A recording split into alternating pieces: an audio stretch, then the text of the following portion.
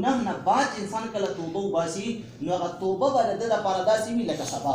چې توبه کله راځي نو د ګناهونو چې کوم نحوست دی او د باندې ګناهونو کوم وبال راغلی دی ټول وبال به ختم بشي. دین علاوه نور هم ډېر زیات نقطې مفسرینو بیان کړي دي. خو بهرکیف الله پاک دلته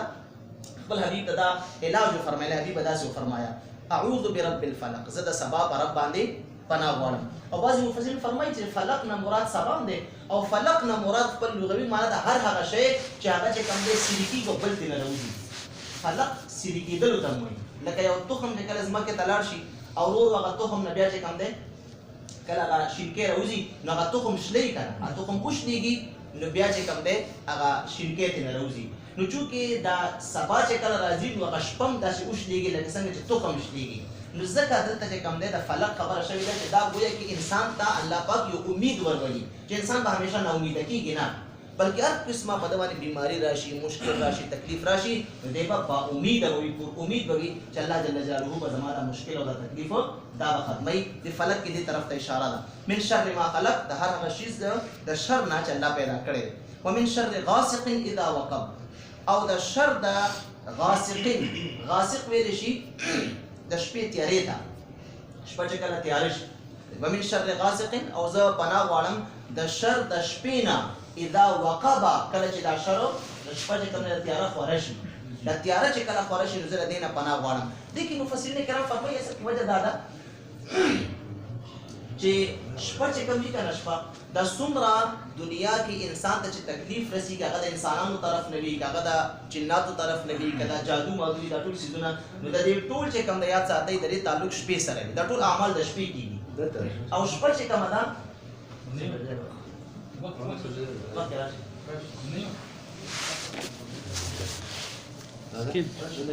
د دې شروع تعلق چې کوم دی دا د شپې سره دی. نو ځکه په خصوصیت سره د شپې ذکر راغلی دی. لکه اکثر دا جادوګر چې کله جادو کوي نو دا هم د شپې سهارا اخلي، د شپې دا کارونه کوي. شپې لاړ شي کله مقبره کې ناست دي، کله چېرته زوړ کوهي ته چې کوم دی کوز شوي، کله قبر کې ناست دي، کله چېرته کله چېرته. نو اکثر دا اعمال د جادو چې کوم د شپې کېږي. دغه شانتې مونږ ګورو عام طور سره چې چاته هم یو انسان که انسان ته تکلیف رسوي څه لکه موږ ګورو غلاګانې کېږي، دا شوکې کېږي، نو زیاتتر د شوکو د غلاګانو تعلق انسان بعضو کله د چا کور ته وړي، د دې تعلق چې کوم دی دغه د شپې سره وي، د شپې کېږي. نو چونکې انسان ته زیاتتر د شپې دغه ضرر او تکالیف رسي او بیا چې انسان د ورځې د خپل ځان د شر او د تکلیف نه ځان بچ کولی شي خو د شپې ځان نشي بچ کولی، ولې شپې تیارې وي قدرتي طور باندې. نو د شپې ځان بچ کول چونکې دا یو مشکل کار دی. نو ځکه دلته خصوصیت سره د شپې ذکر دی چې ای حبیبه ته داسې دعا کوه چې ومن شر غاسق اذا وقب، چې زه د شپې د شر نه پناه غواړم. د شپې چې کوم شر دی اذا وقب، کله چې دا شپه خوره شي او دې کې انسان ته شر رسي نو زه د هغه شر نه پناه غواړم. ومن شر النفاثات، او زه د شر د پوکي وهونکو نه پناه غواړم. پوکي وهونکي پس کې فی العقد، په غوټو کې، په غوټو کې چې کم دی کم پوکي وهي زه د هغې د شر نه هم پناه غواړم. چونکې ما تاسو ته مخکې شان نزول کې دا خبره وکړه چې کم تار باندې چې هغه جادو شوی و نو دا لبید بن عاصم یهودي او د ده لوریانې وې. دوی نبي علیه السلام باندې کم جادو کړی و نو د لوریانو چې کم د دې جادو طریقه دا وه چې دوی به خپل څه کلمات هغه جادو هغه کلمات او منترې به یې ویلې او بیا به چې کم دی هغه کم تار به هغې له به یې غوټه به ورکړه، بیا به ورکړه. بیا چې کله خپل بل منتر به یې پوره کړو نو بیا به هماغه تار کې مخکې لږ ځای پس بیا به بله غوټه به یې ورکړه. نو هغه غوټې به یې ورکولې او خپل منترې به یې ویلې په هغې باندې به یې شف کول. نو دلته نفاثات دې ته وایي، نفاثات چې پوکي ورکوي فی العقد په غوټو کې. ځکه نبي علیه السلام مبارک چې کله دا آیتونه تاسو ما وویل چې کله دا نازل شو چې حضور مبارک به یو آیت ولوستلو نو هغه یو غوټه به کولاو شو، بیا به بله کولاو شو، بیا به بله کولاو شوه. نو الله پاک فرمایي چې د هغه ښځې چې هغې جادو کوي او خپل جادو په هغه غوټو باندې کوي او بیا غوټو له پوکي ورکوي، نو ای حبیبه ته داسې دعا کوه چې الله زه د هغه جادوګرانو د غوټو له چې کله پوکي ورکوي زه د هغې نه هم ستا پناه غواړم چې الله ماته د هغې د پناه نه هغې ته ما له هغې نه پناه راکړي چې هغې چې کوم دغه جادو کړی دی کوم سحر یې کړی چې د هغې اثر په مونږ باندې دا ونه شي. خو یاد ساتئ دلته زموږ مفسرین کرامو زموږ اکابرو دا هم ویلي دي چې دا عملیات وغیره چې کوم دي، عملیات انسان کوي، تعویض کوي یا دم چا باندې اچوي، نو هغې کې که څوک دا غوټو والا بعضې دمونه مونږ کتلي داسې دي چې هغه چې کوم دی تار وي او هغه تار له غوټې ورکوي، خو لیکن هغې باندې چې کوم د قرآن آیتونه لولي یا چې کوم دی زموږ د اکابرو نه د صوفیاو نه د اولیاو نه بعضې عاملین چې کوم نیکان تېر شوي دي د هغې خپل څه خاص اوراد او وظایف دي. هغه ورد او وظیفه وکي او بیا هغه تار له غوټه ورکي. نو که چېرې په دې غوټو باندې د الله کلام ویلی شوي وي، د نبی علیه السلام مبارک احادیث طیبه پې ویلې شوي وي، یا داسې یو کلام ویلی شوي وي چې هغه د شرک نه یا د کفریه کلماتو نه دا پاک وي، نو که بیا غوټو باندې یو عمل کېږي نو دا بیا جایز دی. دلته چې کوم ذکر دی دې نه مراد هغه غوټې دي چې هغه انسان ته تکلیف رسولو دپاره جادو یا داسې شرکیه او کفریه کلمات چې هغه ویلې کېږي او په هغې باندې چې کوم د غوټې وال کېږي او بیا هغې له پوکي ورکول کېږي، نو د هغې نه پناه راغلې ده او دا بالکل حرام او ګناه کبیره ده. ځکه د جادو حکم هم دا دی چې جادو چې کوم دی دا ګناه ده، دا ګناه کبیره ده او حرام دی. که چېرې د جادو کې داسې وي چې دې کې شرکیه کلمات وي، کفریه کلمات وي، یا هغه جادو مستلزم کفر او شرک لروي، نو بیا جادو د عمل څوک چې کوي هغه بیا کافر او مشرک هم ګرځي. نو د جادو چې کوم دی ګورو به چې آیا د جادو کې چې کوم الفاظ استعمال شوي دي یا کم د دې عمل دی، آیا دا عمل چې کم دی شرک او کفر خو نه دی؟ که دی نو کوونکی مشرک او کافر به وي، او که نه عمل کې شرکیه الفاظ یا کفریه الفاظ خو نه دي، خو لیکن بل ته تکلیف رسولو دپاره دا عمل کېږي. اگر چې یاد ساتئ که د بعض اوقات چې کوم دی دا بعضې عاملانې د قرآن آیتونه بعض اوقات داسې الټا آیتونه وایي، یا قرآن آیتونه یا دا بعضې روایات چې کوم صحیح عملیات راغلي د هغې نه غلطه فایده اخلي او هغې په خلکو کې د دې جادو او د دې تعویضونو د دې کوم کوډې وغیره کوي، د دې د وجې نه چې کوم دی خلکو ته تکلیف رسوي، نقصان رسوي. ښځه خاوند منځ کې تفریق راولي، د چا کاروبار چې کوم دی هغه خرابول غواړي، هغې باندې جادو کوي، داسې عملیات کوي،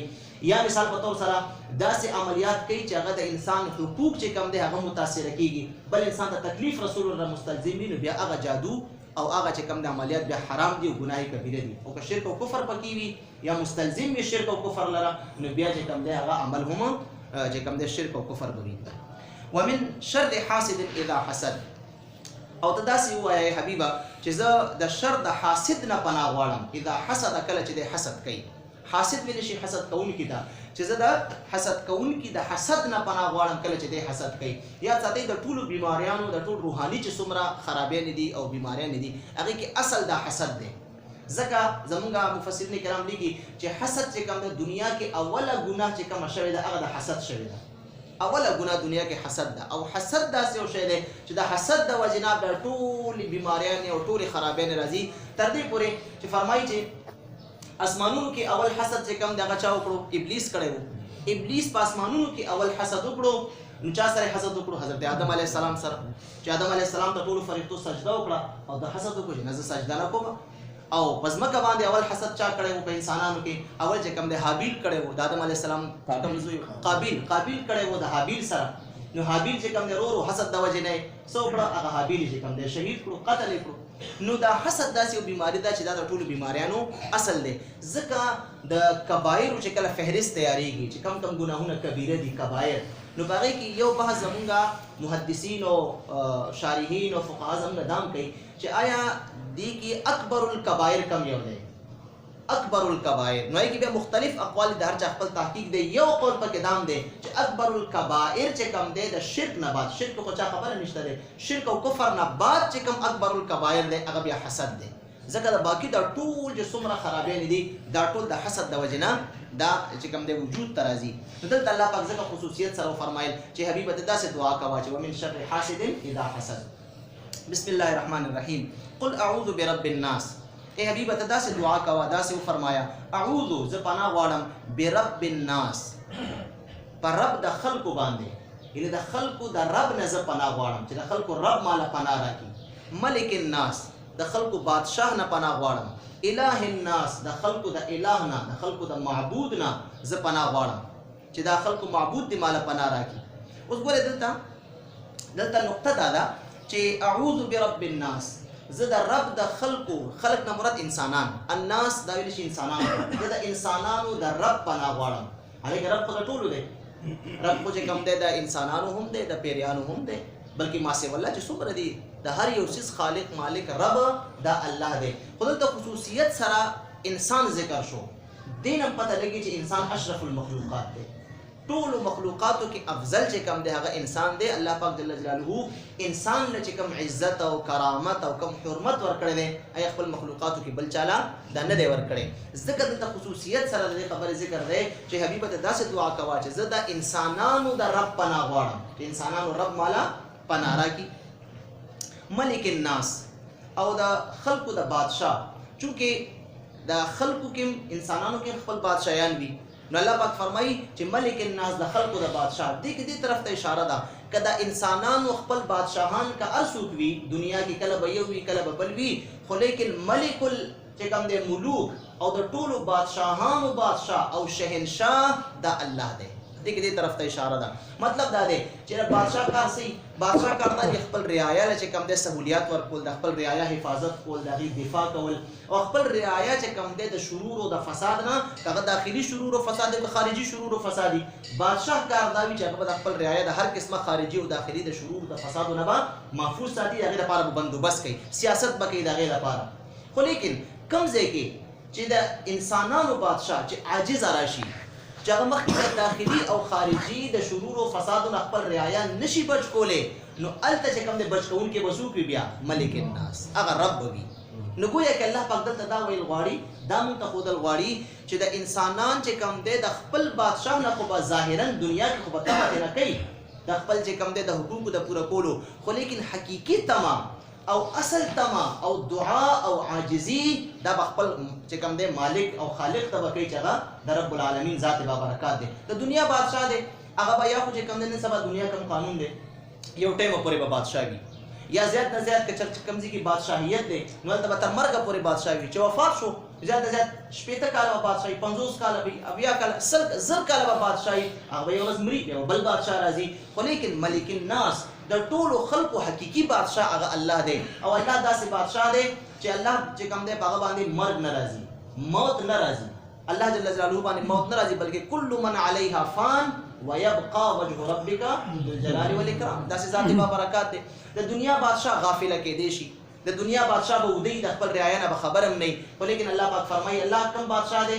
لا تاخذه سنه ولا نوم. رب چې کوم دی الله پاک هغه بادشاه دی چې هغه باندې خوب خبرې ده، چې هغه باندې هغه خوب هغه جوټه هم نه راځي، پر کالم په نه راځي. ادا سي بادشاه دی. د دنیا بادشاه غافله کېدی شي، خو لیکن حقيقي بادشاه غافله کېدی نشي.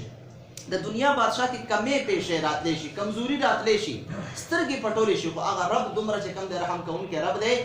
چې دغه په خزانو کې هم څه کمې نه راځي او دغه په رحم او کرم کې هم څه کمې ده نه راځي. ملک الناس، اله الناس، د خلقو د معبود زه پناه غواړم، د خلقو معبود. اوس دې کې دې طرف ته اشاره ده چې بعضې اوقات چې کوم دی انسانان به داسې وي چې هغې به خپل معبودان جوړ کړي وي، چا به چې کوم دی خپل بت معبود جوړ کړي وي، چا به یو انسان معبود جوړ کړي وي، چا به د مظاهر د نور سپوږمۍ ستوري ونې بوټي دا به خپل معبود جوړ کړي وي، خو لیکن حقیقي معبود د انسانانو هغه څوک دی؟ هغه ذات دی چې دا ټولې پیدا کړي دي. دې طرف ته اشاره ده.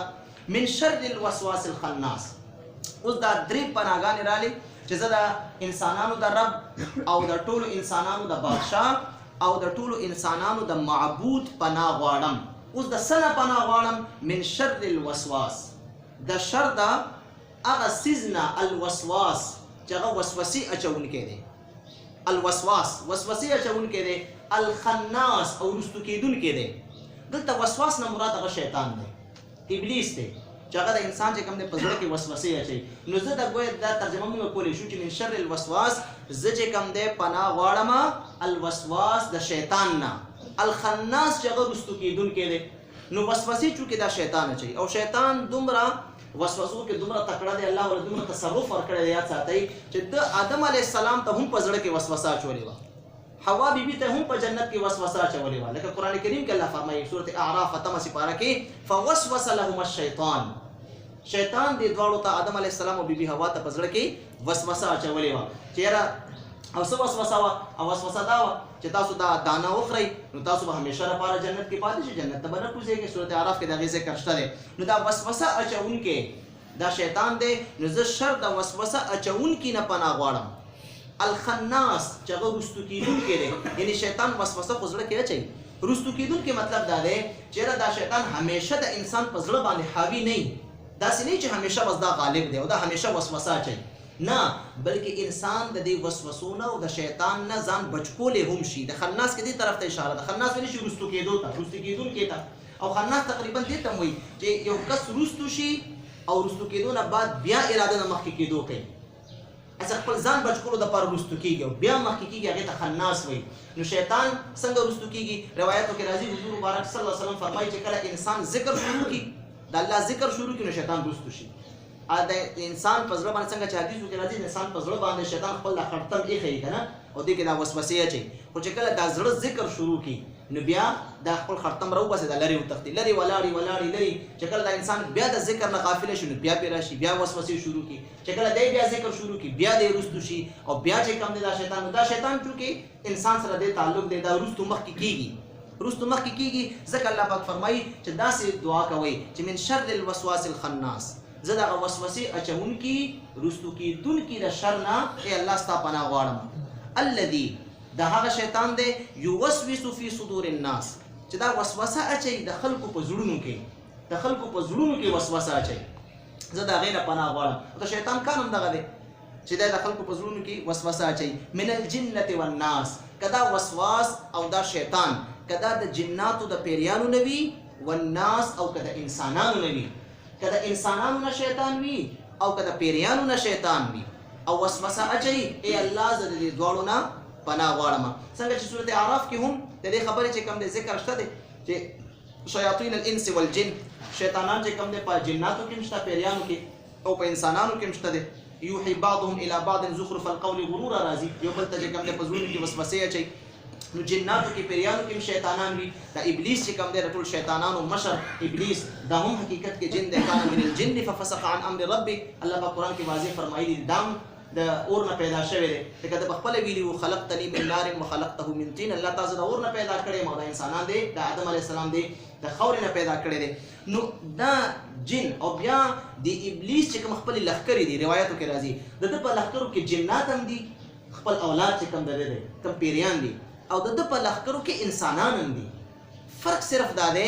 چې شیطان یا پیری چې کله انسان ته وسوسه اچوي که نه او د غلطۍ د حق لارې نه د نیکۍ نه د الله د فرمان بردارۍ نه د ښو کارونو نه د اعمال صالحو نه هغه په زړه کې وسوسه اچوي، ډایرکټ په زړه باندې حمله کوي، زړه کې وسوسه اچوي. او انسان چې کوم راشي وسوسه اچوي انسانانو کې چې کوم شیاطین دي هغې په زړه کې وسوسه نه شي اچولی، هغې ستا په غوږونو کې او ستا په دې سترګو کې داسې ماحول درته جوړ کړي چې ستا زړه کې هغه وسوسه کوز شي. نو هغه تفکرات ستا زړه له ځي او بیا انسان په هغې باندې بیا عمل کوي. نو انسان چې کوم دی هغه ظاهري چې کوم دی وسوسه اچونکی دی او شیطان چې کوم دی هغه په زړه کې چې کوم دی هغه باطني وسوسه اچونکی دی. لکه انسان راشي یو کس دغه په ذکر کې مشغول دی، هغه په مونځ او دس کې مشغول دی، هغه په نیکو کارونو کې مشغول دی، حلال ګټه کې مشغول دی. دا انسان ولا راشي ورسره کښېني مړه ته حلالې څه وګټلې، ټوله ورځ تېره شي ته یې له 800 روپۍ دیاریو کې وګټې، راشه دلته فلانکې کار به وکړو، دا کار به وکړو، دا کار به وکړو، حرامې لارې ورته ښایي، غلط کارونه ورته ښایي. دا وکړو د ورځې به اوس ته 200 روپۍ ګټې، د ورځې به 1000 روپۍ ګټې. انسان بیا سوچ کوي چې یاره واقعي دا 1000 روپۍ اوس حالات هم ډېر خراب دي، چېرته 200 او چېرته 1000. نو هغه چې کوم دی دومره دا ګناهونه او دا بدې لارې دا ورته دومره ښایسته کي چې انسان هغه خپل هغه چې کوم هغه لږه فایده ده هغه چې کوم دی هغه لږه حلاله فایده هغه قربان کړي په څه باندې په ډېرې او باطلې فایدې دپاره. نو چونکې انسان راځي او انسان دغه کار کوي، انسان در سره کښېني په تا باندې لاس واچوي، تا ته خبرې کوي او هغه خبرونه ته دومره متاثره شي چې ته ګناه طرف ته لاړې. نو انسان ستا د ګناهونو دپاره باعث جوړ شو. او کله دا کار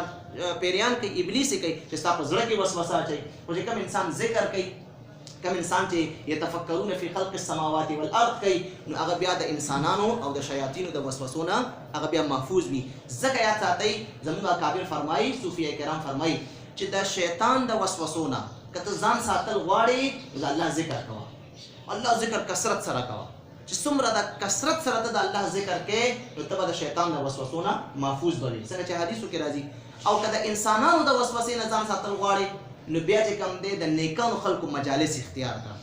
د نیکانو خلکو صحبت اختیار کړه. هغه خلک چې هغې په شر باندې برابر دي او هغې د شیطان د وسوسو نه هم چې کوم دی باخبره دي چې شیطان انسان څنګه ګمراه کوي. نو چې کله انسان د نیکانو خلکو په مجالسو کښېني، علمي مجالسو کې کښېني، روحاني مجالسو کې کښېني، نو هغې سره انسان چې کوم دی د شیطان د حملو نه هم بیا محفوظ پاتې کېږي. نو د دواړو قسمو د وسوسو نه که هغه د انسان طرف نه وي که هغه د شیطان طرف نه وي انسان بچ کېدی شي او دا ممکنه ده. خو صرف هغې دپاره لږه اراده به کوي، دا انسان لږه شان اراده به وکړي. او هغه اراده څه ده؟ هغه د انسان دا ذهن دی چې دی به کم از کم خپل ذهن دومره جوړوي چې لکه زه چې که دا کار کوم نو دا د الله د رضا والا کارونه دي. او کدا کار کوم نو دا د شیطان د رضا والا کارونه دي نو د شیطان په کار کې زما دنیا هم غرق ده او آخرت هم غرق ده اگر چې ماته لږه شان فایده ملاویږي خو که زه د الله ومنم او د شیطان خبره ونه منم نو دې کې ماته دنیا هم فایده ده او د آخرت هم چې کوم دی فایده ده ځکه حضرت ابراهیم بن ادهم رحمت الله علیه لوی چې کوم دی صوفي باصفا د زمانې لوی بزرګ تیر شوی دی هغه سلسله چشتیه کې اکابر متقدمین صوفیا او اولیاء کې دی مشایخ کې دی ابراهیم بن ادهم رحمت الله علیه ته یو کس راغلی او ورته عرض کوي چې قربان اصل کې زه ډیر غواړم چې ګناهونو نه ځان بچ کړم خو ګناه نه ځان نشم بچ کولی ګناه نه به څنګه ځان بچ کوم دې مبارک ورته فرمایي چې ګناه نه ځان بچ کول غواړې نو داسې کار کوه چې کله ستا د ګناه اراده کېږي چې زه ګناه کوم نو د الله رزق خوړل پرېږده د الله رزق بیا مه خوره نو ډېر حیران شو چې د الله رزق نه خورم رزق خو د بل چا نه دی د الله رزق دی څنګه چې خوراک وکړم بیا خو مړ شم دې مبارک ورته فرمایي ښه چې دومره پوهېږي چې رزق د الله دی نو خورې د الله او بیا نافرماني د الله کې ګوره دا ذهن سازي والا کوي ذهن جوړوي چې ته خوراک کې او ته دا دومره ته پته ده چې دا رزق مال الله راکوي او دې نه بغیر زه ژوندی نشم پاتې کېدی او که الله یې نه راکوي نو بل څوک یې نشي راکولی نو بیا رزق هم دغه خورې او نافرماني هم دغه کوي نو بیا ورته فرمایي ښځه که دا هم نشي کولی نو بیا دومره کار کوه چې کله د ګناه کولو اراده کوې که نه نو بیا چې کوم دی د الله د ملک نه بار وځه د الله د ملک نه بار وځه د الله په ملک کې ګناه مه کوه دا سړی بیا حیران شو چې صاحب دا سړی د الله د ملک نه څنګه وتی شم دا ځمکې اسمانونه هر څه د خو د الله ملکیت دی الله بادشاه دی د الله ملک نه خو بار وتل ممکن نه دي نو بیا ورته فرمایي ښه چې دومره هم ستا عقیده ده دومره پته درته شته چې دا ټول چې کوم دی کور د الله دی ملک د الله دی او د الله د ملک نه د الله د کور نه بار نشم وتی نو بیا دغه په کور کې دغه په ملک کې ته چې کوم دی ګناه کې بیا فرمایي ښځه که دام نشي کولی نو بیا دومره کار خو وکړه که د الله په ملک کې خو وتی نشي او ته خامخا وایې چې زه خو به ګناه کوم نو بیا د الله په ملک کې د الله په کور کې داسې ځای کې ګناه کوه چې الله دې نشي لیدی الله نه پټ کوه بیا سړی نور هم حیران شو چې صاحب دا خو د نور هم عجیبه خبره وکړه الله نه څنګه پټېدی شم د الله په ملک نه بار نشم وتی الله نه پټېدی نشم دی مبارک ورته فرمایي ښه چې پټېدی هم نشي نو بیا هغه الله دې ویني او ته بیا ګناه کوې نو الله نه خو بیا حیا کول پکار دي که نه بیا داسې درې نور علاجونه ورته فرمایلي دي خو به هر کیف انسان چې کله دا اراده وکړي او عزم وکړي چې بس زه به ګناه نه کوم زه به ګناه نه کوم ولې ځکه چې الله پاک ما ویني فاینما تولوا فثم وجه الله وهو معكم اينما كنتم چې کوم ځای کې ته یې الله در سره دی نو انسان چې کله دا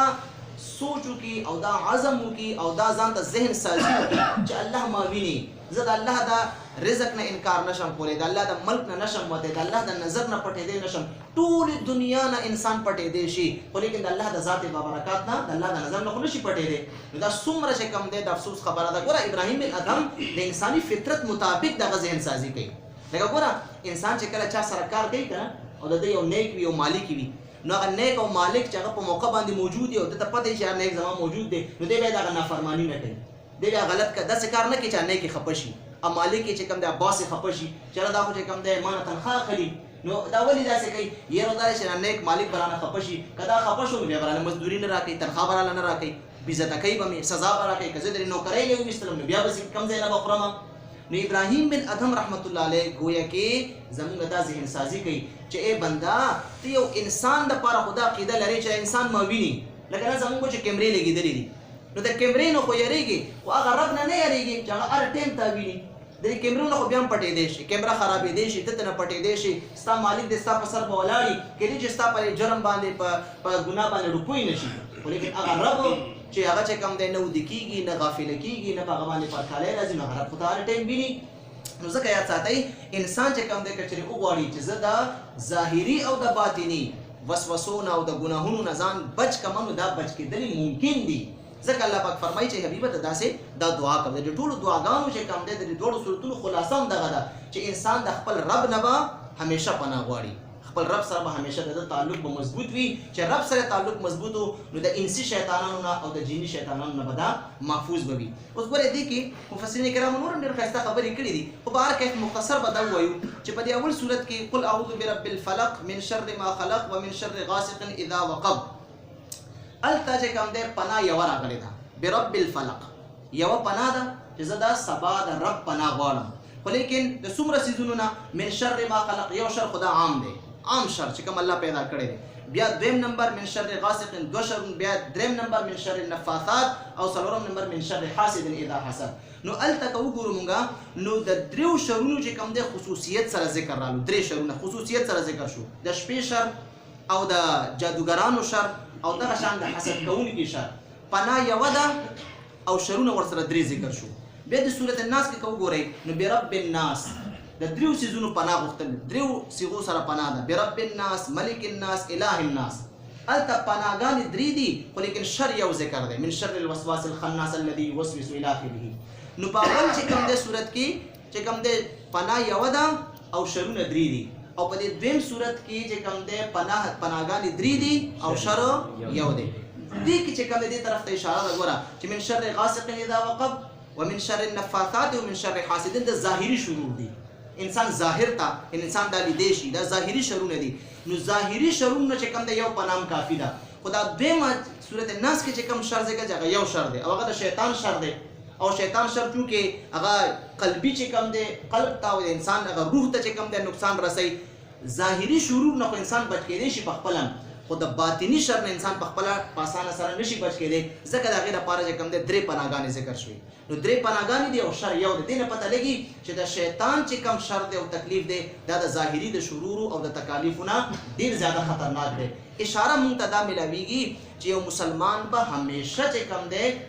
ظاهري شر نه هم ځان ساتي، خو لیکن زیات تر چې کوم دی ډېر کوشش به دی خپل هغه روحاني شر نه کوي چې ته روحاني شر ماته میلاو نه شي، د شیطان طرف نه باطني شر میلاو نه شي. د هغې نه به دی ځان چې کوم دی ډېر زیات په پناه کې به دی ځان ساتي او د الله جل جلاله پناه به غواړي او د الله جل جلاله د ذات نه به دی خپل امید چې کوم دی پوره به ساتي چې ظاهري شر نه به ما الله ساتي او د باطني شر نه به ما الله ساتي. علامه صابر رحمه الله بل هم دلته ښایسته نقطه ذکر کړې ده، وایي دا صورت ناس چې کوم دی اخري صورت په دې کې دا مکرر حروف چې کوم دي کوم بار بار راغلي دي، دا مکرر حروف چې ته نه وباسي مکرر حروف ختم کې نو ټول چې کوم دی 23 حروف پاتې کېږي، درویش 23 حروف پاتې کېږي. او دغه شانتې چې کوم دی سورت فاتحه الحمد چې د قرآن کریم اول سورت دی، دغه فاتحې کې چې مکرر حروف وباسي نو 23 حروف پاتې کېږي. نو د قرآن کریم په اول سورت کې هم 23 حروف بلا مکرر راغلي دي او چې کوم دی بغیر د تکرار نه 23 تعداد دی. او سورت الناس کې هم دا دی. دا دې طرف ته اشاره ده چې قرآن کریم په 23 کالو کې چې کوم دی نزول د پوره شوی دی. قرآن کریم په 23 کالو کې څنګه چې راځي چې 23 کال څه شپږ میاشتې او څو ورځو کې مبارک دا کسر چې تنه لري کې نو ټوټل چې کوم دی 23 کاله جوړیږي. 23 کاله کې ولې حضور مبارک په 40 سال په عمر کې اعلان نبوت فرمایلی وو او په 63 سال په عمر کې نبی علیه السلام د دنیا نه پرده شوی وو. نو قرآن نزول شروع شوی وو او اخره پورې د قرآن نزول چونکې جاری وو. نو دې کې دې طرف ته اشاره ده چې 23 کالو کې قرآن کریم چې کوم دی دا نازل شوی دی. بهرکیف الله جل جلاله په دې دوه صورتونو کې زمونږ د ښودنې دپاره تعلیمات په دې کې ډېر زیاده دي. ځکه دا دوه صورتونه چې کله نازل شو حضور مبارک نه هغه کم هغه ظاهري چې کوم تکلیف او هغه مشکل هغه ختم شو. ولیکن عایشه صدیقه رضی الله تعالی عنها فرمایي چې د دې نه بعد به د حضور مبارک طریقه دا وه چې نبی علیه السلام مبارک به چې کله د شپې آرام به یې فرمایلو سملاسته به نو دوی مبارکو به دا دواړه صورتونه درې ځل ویل، درې ځل به صورتونه دا دواړه وویلې، په خپل لاس باندې به دم کړو او دا لاس مبارک به سر نخپو پورې کم ځای پورې دا لاس به رسېدو، دوی مبارکو به دا لاس د خپل بدن باندې به یې راښکلو. بیا چې کله نبي علیه السلام اخري عمر کې دی مبارک کمزوری شو نو بیا به نبي علیه السلام مبارک ما ته به حکم وکړو، زما په لاسونو باندې به حضور مبارک دم کړو، ما به بیا خپل لاس د نبي علیه السلام په بدن مبارک باندې به راښکلو. نبی علیه السلام دا طریقه نه وپرېښې. او بل یو صحابي فرمایي امام ترمذي دا حدیث روایت کړی دی چې نبی علیه السلام مبارک به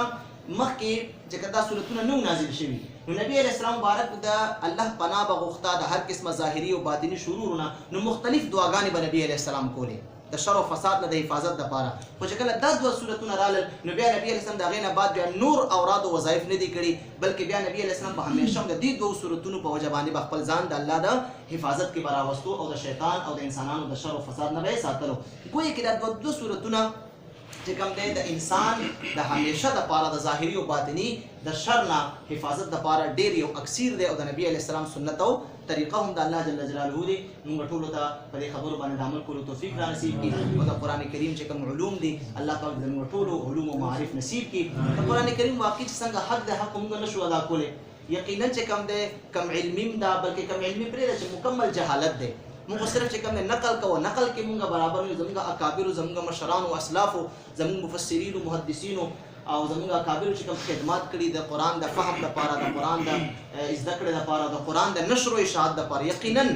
د هغې په مخکې موږ هېڅ هم نه یو خو به هر کیف چونکې اوس یو ذمهداري وه هغه ذمهداري موږ سرته ورسولو یقینا په دې 6 کالو کې موږ دا ختم وکړو دې کې موږ به ډېر کمزورۍ نه به شي ما نه به په ویلو کې په ښودنو کې ما نه به ډېرې کمزورۍ نه شوي دې زموږ د طلباو نه په زده کولو کې په اورېدو کې به ډېر کمزورۍ نه شوي وي موږ حق خو نه شو ادا کولی د قرآن کریم او هېڅوک هم نه شي ادا کولی دا قرآن کریم چې کوم دی دا د الله پاک کتاب دی لاریب کتاب دی او دا داسې یو بحر زخار دی او داسې یو سمندر دی چې په دې کې یو ځل څوک غوبه ووایي نو هغه چې کوم دی څومره چې پکې لاندې ځي او څومره مخکې ځي دومره ولا سرور او شادي چې کوم دی دا میلاویږي خو بهرکیف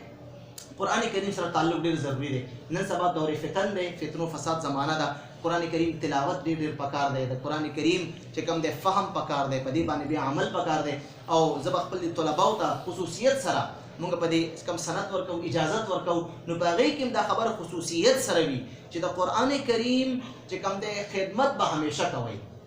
موږ خپل طلباو ته هم دغه چې کوم دی نصیحت وي څنګه چې موږ ته خپلو مشرانو خپلو اساتذو مشایخو دا نصیحت کړی دی چې انسان چې کله فارغ شي دا یو پیریډ دی 8 کاله دغه انسان فارغ شي بیا څوک یو طرف ته لاړ شي څوک یو فیلډ کې وي څوک بل کې وي څوک بل کې وي خو لیکن چې کم شعبه کې او کم فیلډ ته انسان لاړ شي هغه هر څه سره تعلق ساتي خو د قرآن لمن به نه پرېږدي د قرآن درس او تدریس به خامخا کوي تر دې پورې که چېرې یو کس دغه لاړو چېرته یو دوکان کې 8 کاله علم وکړو فارغ شو خپل تجارت کوي نو تجارت سره سره یو ټیم به مقرروي او خلکو ته به قرآن خامخا ښیي که د قرآن ظاهري ناظره او د ظاهري چې کوم دی د قرآن تلاوت وي او که د قرآن چې کوم دی ترجمه او تفسیر او د علوم و معارف وي دې کې به چې کوم دی یو طالب علم خامخا به فارغ کوي هله به چې کوم دی د هغه ذمه به ادا کېږي او که نه یو انسان 8 کاله فارغ هم شو او علم هم حاصل کو ارسه یو کو سندونه ملو شو ورته او د قرآن خدمت نه کوي نو یا ته د نور خدمات قابل قبول نه دي ګویا کې د 8 کاله ضایع کړ نو د قرآن خدمت دا خامخا پکار دی او اصل چې کوم دی هغه قرآن هم دی دا مونږ چې څومره دا اولې درجې نه واله دا کتابونه شروع کو صرف و نحو وایو دا چې کوم دی علم معنی وایو دا اصول وایو دا فقه او دا څومره چې کوم دی اصول فقه وغیره وایو دا ټول چې کوم دی خادمان دي او اصل مخدوم هغه قرآن او سنت دی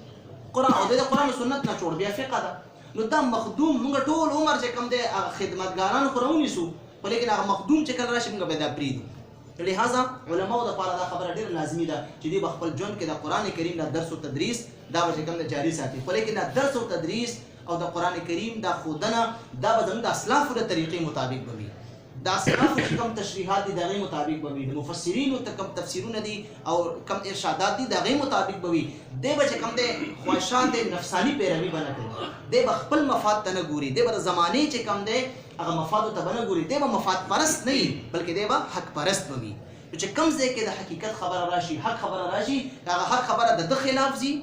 که د مور او پلار خلاف ځي که د استاد او د ده چې کوم دی د مشرانو خلاف ځي حق به بیانوي خو لیکن یو ترتیب سره یو طریقې سره یو ادب او احترام سره څنګه زموږ د اسلافو طریقه کار